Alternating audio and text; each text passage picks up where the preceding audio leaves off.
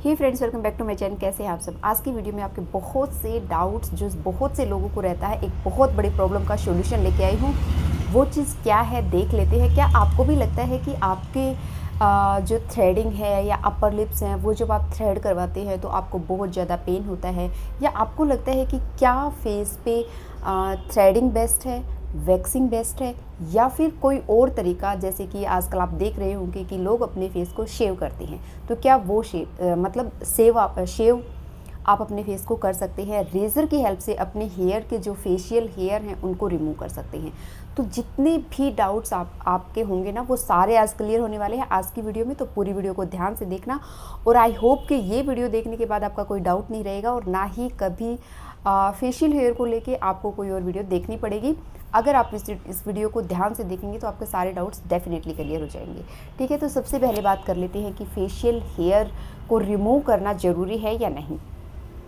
तो facial hair क्योंकि बुरे नहीं है, बट हमारा जो अपीयरेंस है वो उसकी वजह से अच्छा नहीं दिखता है, इसलिए हम उनको रिमूव करते हैं। तो रिमूव करने के भी बहुत सारे तरीके हैं। सबसे कॉमन जो तरीका है वो है थ्रेडिंग।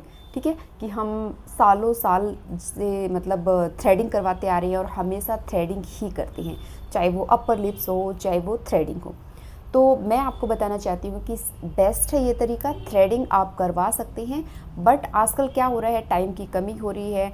हम सिर्फ एक चीज़ के लिए जैसे पार्लर जाते हैं तो हम नहीं जाना चाहते हैं। तो इस केस में आप क्या कर सकते हैं, और मेरा कौन सा तरीका बेस्ट है, मैं किस तरीके से अपने हेयर्स को रिमूव करना प्रेफर करती हूँ, और उसके क्या साइड इफ़ेक्ट है नहीं है, सब शेयर करेंगे। ठीक है, तो वीडियो पे बने रहेगा, पूरी वीडियो को ध्यान से देखिएगा। तो चलिए अब वीडियो को स्टार्ट करते हैं बिना किसी डिले के। तो हम बात कर रहे थे आज अपने फेशियल हेयर्स को रिमूव करने के लिए। तो सबसे पहले मैं बता देती हूँ कि थ्रेडिंग करवाते हैं तो थ्रेडिंग आप करवा सकते हैं, बट कौन से लोग किस तरह से किस चीज़ को अपने लिए चूज़ कर सकते हैं, क्या हमारे लिए राइट डिसीजन होगा, ये हम आज डिस्कस करने वाले हैं। तो सबसे पहले थ्रेडिंग, जो कि हम पहले से करवाते आ रहे हैं, डेफिनेटली आप करवा सकते हैं अगर आपको ठीक लगता है या आपको पेन नहीं होता है। बट थ्रेडिंग के जो साइड इफ़ेक्ट है वो क्या है वो देख लेते हैं। सबसे पहले तो पेन बहुत होता है, थ्रेडिंग में डेफिनेटली बहुत पेन होता है। चलिए, थ्रेडिंग्स पे कई बार होता है कि थ्रेडिंग या फोरहेड पे, है ना, आईब्रोज या फोरहेड पे थ्रेडिंग की हेल्प से इतना पेन ना भी हो, बट मुझे तो बहुत पेन होता है। ठीक है, बट फिर भी मैं उसको करवाती हूँ। मैं थ्रेडिंग ही प्रेफर करती हूँ। बट क्या होता है, अपर लिप्स की अगर मैं बात करूँ ना, अपर लिप्स पे जब हम थ्रेड करवाते हैं तो यहाँ से यहाँ तक आंसू आते हैं मेरे, तो फिर भी मैं करवाती हूँ उसको। ठीक है, क्योंकि पेन हम बर्दाश्त कर सकते हैं, बट पेन के साथ अगर हमें ब्यूटी मिलती है ना, तो हम उस चीज़ के लिए भी ओके होते हैं। ठीक है, तो हम दूसरा थॉट नहीं रखते हैं कि चलो ठीक है एक बार पेन हो रहा है बट उसके बाद हम सुंदर दिखेंगे, तो इस वजह से हम उस चीज़ को सहन कर लेते हैं। लेकिन अब क्या हो रहा है कि जो दूसरा तरीका है ना, तो थ्रेडिंग की हेल्प से भी हम अपने फोरहेड और आईब्रोज़ को और अपर लिप्स को करवा लेते हैं। बट अब हम बात करते हैं साइड चिन्स की। तो साइड चिन अगर मैं आपको बताऊं तो आपको नहीं करवाने चाहिए। मैं कह रही हूँ आपको कभी नहीं करवाने चाहिए।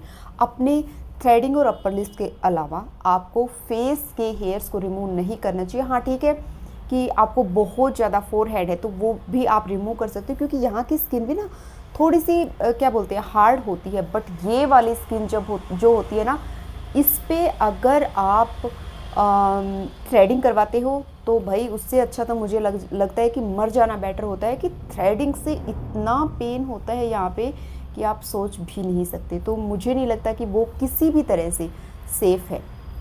ठीक है, इतना पेन हम बेयर नहीं कर सकते हैं। साथ ही साथ ये स्किन बहुत ज़्यादा सेंसिटिव होती है, और यहाँ पे जो है ना क्या बोलते हैं, जब इनको निकाला जाता है, क्योंकि एक एक बाल निकलता है थ्रेडिंग की हेल्प से और रूट से निकलता है, तो यहाँ पे पिंपल्स भी हो सकते हैं। तो मैं मेरी तरफ से बिग बिग बिग नो है कि किसी थ्रेडिंग की हेल्प से ये वाले बालों को निकालना। दूसरा तरीका है हमारा वैक्सिंग। तो वैक्सिंग की अगर मैं बात करूँ ना, तो वो मैंने भी यूज़ किया है, वैक्सिंग भी मैंने अपने फेस पे यूज़ की है। तो वो सारे ही तरीके बता रही हूँ जो कि मैंने यूज़ किए हैं। उनमें से मैंने कौन सा ज़्यादा रखा है, किसी को कभी कभार करती हूँ, कौन सा लगातार करती हूँ। ठीक है, तो हम बात कर रहे थे कि वैक्सिंग भी मैंने अपने फेस पे की है। जब कोविड था ना, कोविड के टाइम में मैंने कोई ऐसी चीज़ छोड़ी नहीं कि जिसको मैंने यूज़ नहीं किया है। तो जो वीट की वैक्सिंग स्ट्रिप आती है ऐसे ही फेस के लिए भी आती हैं, जिनको आप इस तरह से फेस पे लगा के रिमूव कर सकते हैं। बट मैं आपको कहूँगी कि वैक्सिंग जो वीट की स्ट्रिप्स आती हैं वो भी या कोई और भी वैक्सिंग फेस पे कभी मत करवाना, big know from my side. और ना ऐसे ही नहीं बोल रही हूँ, ये चीज़ें मैंने की हैं, उनके रिजल्ट्स देखे हैं, और ऐसा नहीं कि सिर्फ एक बार की हैं। ऐसा कोई चीज़ मैं आपके साथ शेयर नहीं करी हूँ कि मैंने एक बार की है और उसके बाद एक बार में अपना ओपिनियन, क्योंकि एक बार में किसी भी चीज़ के बारे में राय बनाना ठीक नहीं होता है। कई बार होता है कि फ़र्स्ट टाइम की है तो उसके हमें नेगेटिव जो है रिजल्ट्स मिल जाते हैं। तो इस तरह जैसे जैसे यूज़ करके हम देखते हैं ना, तब हमें पता लगता है। तो मैं सिर्फ एक बार यूज़ किया हुआ एक्सपीरियंस आपको नहीं बता रही हूँ, मैंने लगातार ये चीज़ें की हैं, उसी बेस पे बता रही हूँ। तो वैक्सिंग बिल्कुल नहीं करनी चाहिए, ना ही वीट वाली ना ही कोई और। अच्छा, इसका रीज़न क्या हो सकता है वो भी मैं आपको बताती हूँ। देखिए, जो नॉर्मल वैक्स है उससे भी उतना ही पेन होता है, उतनी ही रेडनेस आपके फेस पे होती है, और ये स्किन इतनी सेंसिटिव होती है। धीरे धीरे क्या होता है, वैक्सिंग की हेल्प से जो वीट वाली है उससे तो क्या होता है ना, ये जो काला होने लगता है। मैंने नोट किया है, मैंने अपर लिप्स भी किए थे, वो भी मेरे डार्क हो गए। तो यहाँ पे तो ना, जब मैंने बहुत बार उसको यूज़ किया, मतलब लगातार यूज़ किया ना, तो यहाँ पे इतना डार्क हो गया था, जैसे हमें फेस पे पिगमेंटेशन होती है ना, बिल्कुल यहाँ पे इस तरह से हो गया था, बिल्कुल ऐसे यहाँ पे। ठीक है, तो इसलिए मैं आपको कह रही हूँ वीट वाली वैक्सिंग आपको नहीं करनी है। हाँ, दूसरी जो वैक्स होती है बीन वैक्स, और नॉर्मल जो वैक्स, जो जैसे नॉर्मल वैक्स होती है ना, हनी वैक्स होती है या चॉकलेट वैक्स होती है, जो हम अपनी बॉडी पे करवाते हैं, हैंड्स पे करवाते हैं, लेग्स पे करवाते हैं, उसका क्या है, उससे भी उतना ही पेन होता है, उतने ही साइड इफ़ेक्ट है उसके भी। तो उसके लिए भी मेरी तरफ से बिग बिग बिग नो है। ठीक है, अब थर्ड वैक्सिंग जो कि होती है बीन वैक्स, तो लोग बोलते हैं कि बीन वैक्स स्पेशली फेस के लिए जो है काफ़ी सेफ़ है और पेन भी कम होता है। तो वो वाली वैक्स जो है ना, बीन वैक्स, उसका भी क्या प्रॉब्लम है, एक बार आप लगा लो और ऐसे रिमूव कर दो तो ठीक है, बट जैसे ही आप उसका री एप्लीकेशन करते हैं, सपोज करो आपने वैक्सिंग की, यहाँ पे छोटे छोटे बाल रह गए, तो फिर आप क्या करोगे, दोबारा से उसका एप्लीकेशन करोगे, दोबारा से उसको पुल करोगे। तो इससे क्या होगा, एक तो आपकी फेस, जब भी हम वैक्सिंग यूज़ करते हैं तो हमारे स्किन की एक थिन लेयर, बहुत थिन लेयर, या फिर ये बोल सकते हैं कि जो डेड स्किन है उसके साथ एक हल्की सी स्किन की लेयर जो है हमारी, वो निकल जाती है। ठीक है, तो क्योंकि हमारा फेस बहुत ज़्यादा सेंसिटिव है, स्किन बहुत ज़्यादा सॉफ्ट होती है फेस की, तो जब हम वहाँ पे रीअप्लाई उसको करते हैं ना छोटे छोटे बालों पे, तो क्या होता है कि वो एक और लेयर हमारे स्किन की निकालती है, और उससे क्या होता है, रेडनेस हो जाती है, और बिल्कुल भी सेफ़ नहीं है। सेफ़ क्यों नहीं है ना, 2-3 कारण हैं इसके, मैं बता देती हूँ। एक तो रेडनेस होती है, पिंपल्स हो सकते हैं, और धीरे धीरे करके, हो सकता है 1 या 2 बार से पता ना लगे, लेकिन धीरे धीरे करके आपकी जो स्किन है ना, वो सेंसिटिव होने लगती है। हाँ, एक बार में जब निकल जाते हैं तो ठीक है, बट मैंने देखा है, मैंने खुद किया है, एक बार में नहीं निकलते हैं, हमें री एप्लीकेशन करना ही करना पड़ता है। कहीं ना कहीं थोड़े बहुत बाल ना हमारे रह जाते हैं, तो इसलिए मेरी तरफ से उसको भी नो है, क्योंकि फेस बहुत ज़्यादा सेंसिटिव है। जैसे जैसे यूज़ करेंगे और ज़्यादा हमारी जो स्किन है ना, वो सेंसिटिव होने लगती है, तो आपने उसको भी नहीं करना। और साइड स्किन पे तो मैं आपसे हाथ जोड़ के बोल रही हूँ, वैक्सिंग और थ्रेडिंग बिल्कुल मत करो, प्लीज़ प्लीज़ प्लीज़। अगर आपको बहुत ज़्यादा प्रॉब्लम है ना, तो आगे अभी बताऊँगी कि आप क्या कर सकते हैं। ठीक है, तो ये हो गया। अब जो थर्ड ऑप्शन आता है वो आता है रेज़र, जिसको लेके हमारे मन में बहुत सारे डाउट होते हैं, सेफ़ है या नहीं है, कहीं ऐसा तो नहीं है कि रेज़र को यूज़ करके फिर हमारी भी जो है लड़कों के जैसे दाढ़ी आ जाएगी। तो ये चीज़ भी हमारे मन में डाउट रहता है।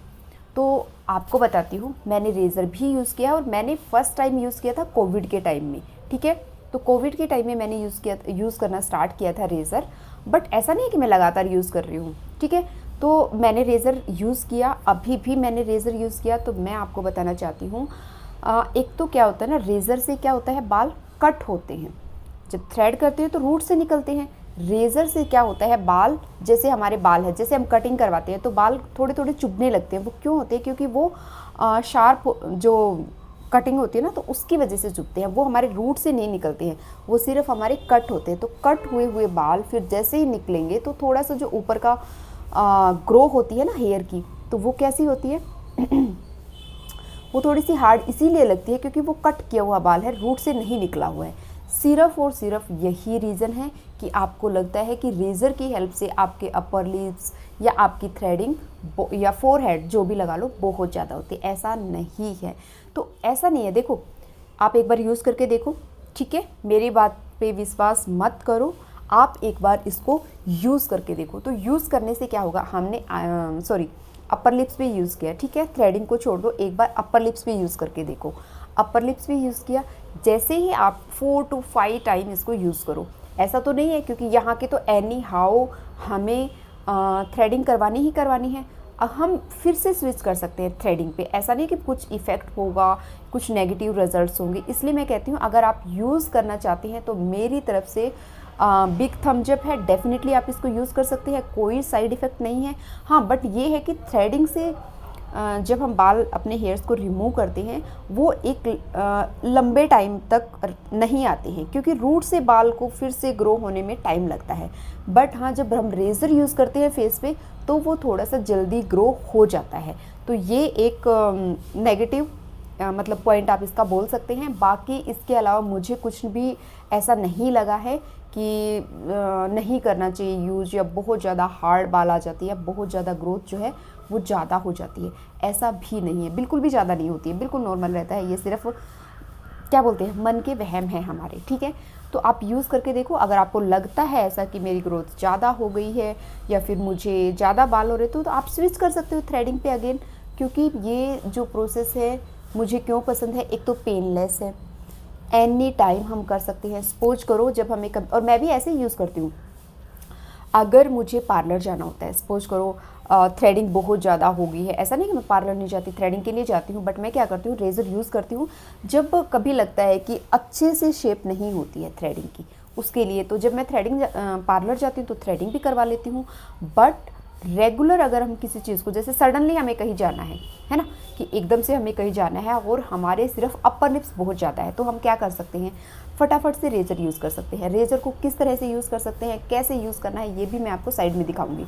बहुत सेफ़ है, बहुत आसानी से आप रेज़र को यूज़ कर सकते हैं। आपने क्या करना है, जैसे कि आप साइड में देख पा रहे हैं, आपने क्या करना है, एलोवेरा जेल लेना है। एलोवेरा को पहले अपने फेस को क्लीन कर लो, क्लीन फेस पे ही कोई भी प्रोसेस किया करो।